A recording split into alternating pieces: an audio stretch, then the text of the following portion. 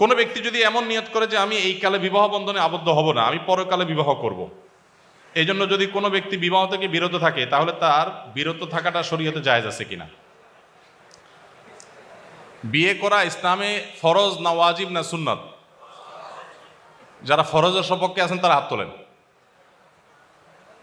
বাহ, বেশিরভাগ আবিয়াতের হাত তুলছে দেখা যায়, হাত নামান। দেখুন, বিবাহ এটা সব সময় ফরজও না, সব সময় ওয়াজিবও না, সবসময় সুন্নতও না। সাধারণ সময়ে বিবাহ করা সুন্নাত। সাধারণ সময় বিবাহ করা কি? সাধারণ এবং স্বাভাবিক সময় বলতে যে ব্যক্তি বিবাহ না করলে যে পাপে লিপ্ত হবে এরকমও না, আবার বিবাহ করার সামর্থ্য তার আছে, সামর্থ্য আছে, আবার না করলে যে কোনো সমস্যা হবে তার সেরকমও না। এরকম লেভেল পয়েন্টে থাকলে তার জন্য বিবাহ করাটা উত্তম, ভালো, সওয়াবের কাজ, সুন্নাত। না করলে সে সুন্নাত তরক করলো, অনুত্তম কাজ করলো। আর যদি কারোর বিবাহের সামর্থ্য থাকে কিন্তু না করলে সে নিজের চরিত্র রক্ষা করতে পারবে না, এরকম কঠিন সিচুয়েশন, কঠিন পরিবেশ, তাহলে তার জন্য বিয়ে করাটা ফরজ ওয়াজিব হয়। আর যদি কেউ বিবাহ করার সামর্থ্য নাই, উল্টা বরং বিবাহ করলে বউর অধিকার আরো নষ্ট করবে, সে এটা নিশ্চিত, তার দ্বারা অধিকার আদায় করার ক্ষমতা নাই, তখন তার জন্য বিবাহ করা বরং নিষেধ। তাহলে এটা ভ্যারি করে ব্যক্তির অবস্থার উপরে। সবসময় বিয়ে ফরজও না, সবসময় সুন্নতও না, সবসময় নিষেধও না, তবে সাধারণ অবস্থায় বিবাহ উত্তম কাজ। কেউ যদি বিবাহ না করে শুধু ইবাদতবন্দি করে থাকতে চায়, তাহলে সেটা তার জন্য জায়েজ আছে, কিন্তু উত্তম না। উত্তম হলো বিবাহ করে থাকাটা। হ্যাঁ, যদি কেউ বিয়ে করা ছাড়া দুনিয়া থেকে চলে যায়, তো সে কোনো জাহান্নামী হবে ব্যাপারটা এরকম না। অন্য সব ঠিকঠাক থাকলে তার জান্নাতে যাওয়ার অপরচুনিটি বা সম্ভাবনা, পথ খোলা থাকবে। তবে ইসলাম বৈরাগ্যতার কথা বলে না।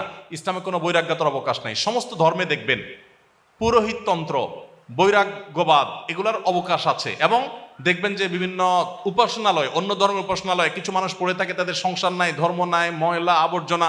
ইসলাম পরিষ্কারভাবে এটাকে ডিনাই করেছে। নবী সাল্লাল্লাহু আলাইহি সাল্লাম তার সাহাবীদেরকে পরিষ্কার বলেছেন, আমি বিবাহ করেছি, আমি ঘুমাই, আমি খাই, আমি রোজা রাখি, আবার আনন্দ করি, ঈদ করি, শুধুমাত্র সংসার ত্যাগ করে আল্লাহ বিল্লাহ করে গোটা জীবনকে বৈরাগী বানায় ফেলা, বৈরাগ্যবাদ অবলম্বন করা, এটা ইসলাম না। কোরআনে কারীম আল্লাহ বলেছেন, রুহবানিয়াত তানিবতাদাউহা, খ্রিস্টানরা পৃথিবীতে বৈরাগ্যবাদ শুরু করেছে। ইসলামে কোনো বৈরাগ্যবাদ নাই। ইসলামের চাইতে বাস্তববাদী জীবন দর্শন আরেকটা না। বিধায় বিবাহ করাটা হলো উত্তম। যদি কোনো কারণে কেউ করবেন না মনে করেন, এটা তার ব্যাপার, যদি তার চরিত্রকে হেফাজত করতে পারেন গুনাহ হবে না। সুদখোরের মেয়েকে বিয়ে করা জায়েজ আছে কিনা? বাবা সুদখোর হলে মেয়ের কি দোষ? সুদখোরের মেয়ে তো অনেক ভালো, তার চাইতে আরো খারাপ এক্সাম্পল হলো কাফেরের মেয়ে। কাফেরের মেয়ে যদি মুসলিম হয়, বিয়ে করা যাবে? যাবে না? যাবে।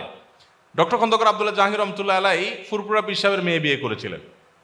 তো যারা পীর মুরিদি দেখতে পারেন না, বা আপনার পীর সাহেবের মেয়ে বিয়ে করার ব্যাপারে যাদের অনেক বেশি ঘোরতর আপত্তি ছিল, এরকম কেউ একজন প্রশ্ন করেছে ওনাকে। আমার কাছে উনি নিজে সরাসরি একবার বলেছেন, বললেন যে স্যার, আপনি এত ভালো ভালো কথা বলেন, কোরআন হাদিসের কথা বলেন, আপনি এটা পীরের মেয়ে বিয়ে করলেন কেমনে? তো স্যার বললেন যে ভাই, কোরআন হাদিসে কোথাও পীরের মেয়ে বিয়ে করা যাবে না, এটা যদি দিয়ে আমি জানতাম তো অবশ্যই করতাম না, এখন আপনি দেখা দিলে আমি বাদ দিয়ে দেই।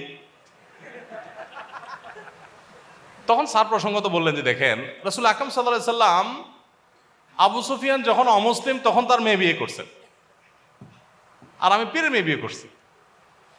তো বাবা যদি পীর ভালো খারাপ বা সব পীর ভালো খারাপ, সেই ইয়েতে আমরা আলোচনা যাচ্ছি না। আমাদের মূল প্রশ্ন হলো, বাবা যদি আপনার সুদখোর হয়, মেয়ে যদি ভালো হয়, তাহলে তাকে বিয়ে করা যাবে। এখনকার যুগে মেয়েকে দেখে যতটা বিয়ে করে ছেলেরা, তার চাইতে বাপকে বেশি দেখে। বাপকে দেখে না বললে ভালো হয়, বাপের টাকা দেখে, বাপের অবস্থান দেখে, তাই না? ওই যে একটা কথা আছে না, যে এখন মানুষের সাথে মানুষের বিয়ে যাওয়া হয়, তার চাইতে টাকার বস্তার সাথে ময়দার বস্তার বিয়ে হয়। এক পক্ষ খোঁজে ময়দার বস্তা, আরেক পক্ষ খোঁজে টাকার বস্তা। এক পক্ষ খোঁজে রূপ লাবণ্য, আর এক পক্ষ খোঁজে শুধু টাকা পয়সা। নবী সাল্লাল্লাহু আলাইহি সাল্লাম বিয়ে কি দেখে করার জন্য বলেছেন? ফাজফার বিজাতিদ দ্বীন, তুমি যে মেয়েটাকে বিয়ে করবা ওর ধার্মিকতা দেখো, ওর বাপ কি করছে এটা তো তোমার বিষয় না, বিষয় হলো এই মেয়েটা কেমন। এখন আমাদের অনেকেরই চিন্তা হলো যে দুধ মেয়ে যাতা হোক, বাপের টাকা চাই, ছেলে যাতা হোক, সরকারি চাকরি চাই। তো এই কারণে আমাদের সংসারগুলোতে শান্তি হচ্ছে না। আমার ছোট ভাই পালিয়ে একা বিবাহ করেছে, উভয় পরিবারে জানে না, এবং যেখানে থাকে তার আশপাশে কেউও জানে না। শরীয়তে দেশে কেমন? বিয়েটা কি ভালো কাজ না খারাপ কাজ? তো পালাপালি তো মানুষ চুরি করলে করে, কি বলেন? পলাপলি করে মানুষ, লুকোচুরি করে, ভালো কাজে না খারাপ কাজে? বাপের বেটা যদি হয় তাহলে বিয়ে তো করতে হবে বুক ফুলে। এখানে চুরি করাকরি করবে কেন? চুরি করাকরি করে তো লক্ষণ ভালো না। আল্লাহ তাআলা বিবাহ করানোটাকে অভিভাবকদের দায়িত্ব দিয়েছেন। হ্যাঁ, অভিভাবক যদি সকল সীমানা ছাড়িয়ে যায়, ছেলে মেয়েকে বুড়ো বানায় ফেলছে, তারপরে বিয়ে দিবে না, তখন আপনি এলাকার ইমাম সাহেবকে অভিভাবক বানায়, মান্যগণ্য মুরব্বীদের অভিভাবক বানায় বিয়ে করে ফেলবেন। কিন্তু আপনার আজকাল পোলাপান এই যেমনে সেমনে যারে তারে ভাল লাগছে এই তারি নারি করতে করতে তার হাত ধরে চলে গেছে এবং এই পালাপালি করে, এগুলো উচিত না। এগুলো অবশ্যই শরিয়ার যে নীতিমালা তার খেলাফ। কিন্তু এভাবে বিয়ের অন্যান্য শর্তগুলো পাওয়া গেলে বিয়ে হতে পারে, বাট মেয়েদের ক্ষেত্রে অভিভাবকের সম্মতিকে অনেক ওলামা একরাম আবশ্যক বলেছেন, নাহলে বিয়েই হবে না। হানাফি মাযহাব অনুযায়ী যদিও হয়ে যাবে, অন্যান্য ওলামা একরাম অনেকে নিষেধ করেছেন। অভিভাবকদের মাধ্যমে বিয়ে সম্পাদন করাটাই হলো অধিকতর উত্তম। যত কষ্ট হোক সবর করা উচিত, তাদেরকে বোঝানো উচিত। বাচ্চার জন্মের পর বাচ্চার কানে আজান দেওয়া কতটুকু জরুরি, কতক্ষণ সময়ের মধ্যে আজান দেওয়া উচিত? বর্তমানে বেশিরভাগ বাচ্চা ক্লিনিক বা হাসপাতালে জন্মগ্রহণ করে, সেক্ষেত্রে শতকরা 90% বাচ্চা আজান থেকে বঞ্চিত হয়। ক্লিনিক কর্তৃপক্ষ সবাইকে বিষয়টি নিয়ে সচেতন করতে আমাদের করণীয় জানতে চাই। বাচ্চার জন্মের পর তার ডান কানে আজান দেওয়া মানে কানে হাত দিয়ে একেবারে চিৎকার করে মুয়াজ্জিনের মতো আজান দিবেন না, কিন্তু বাচ্চার কান নষ্ট হয়ে যেতে পারে। কানে আজান দেওয়া মুস্তাহাব, হাদিসে আসছে, সাহাবীরা অনেকে করতেন। নবী সাল্লাল্লাহু আলাইহি সাল্লামের দিকেও কোনো করে হাদিসে সম্বন্ধ করা আছে, তিরমিজিতে, আবু দাউদে হাদিসে আছে। ডান কানে আজানের বাক্যগুলো আর বাম কানে একামতের বাক্যগুলো বলাটা ভালো। জীবনের শুরুতে তাওহীদের বাণী তার কানে দিয়ে দেওয়া, এটা উত্তম। কিন্তু কোনো কারণে কেউ না করতে পারলে কোনো অসুবিধা নেই। এখন কথা হলো যে সময়সীমা কতটুকু? সময়সীমা হলো জন্মের পরপর যত তাড়াতাড়ি সম্ভব।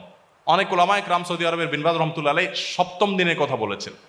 তার মানে আপনি সে পর্যন্ত অপশন নিতে পারেন। এরপরে বাচ্চা যদি একবারে ডাগর বুড়া হয়ে যায়, তখন তো আর দরকার নেই।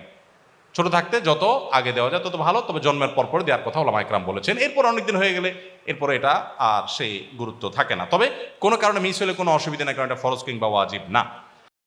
আসুন্নাহ ফাউন্ডেশন, উম্মার স্বার্থে সুন্নাহর সাথে।